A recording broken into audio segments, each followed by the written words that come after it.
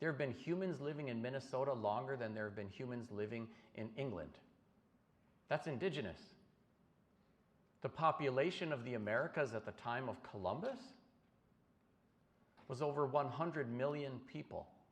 And at the same time, the population of Europe was 88 million people.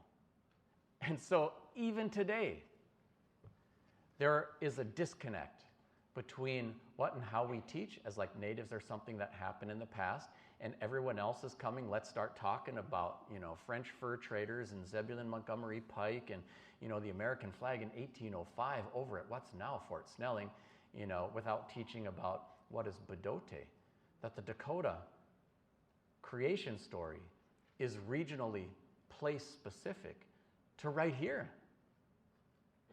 There's so much to think about. How did people survive?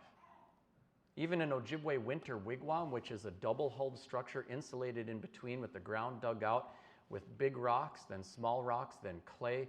You can burn your hearth fire. They've got a split cedar log from the base of the stones out to the air, which some people might think would be an air intake for the fire, but when you pull your smoke flap, it reverses the flow, and you have a smokeless interior. It heats up the rocks, and you have an ambient floor heat system.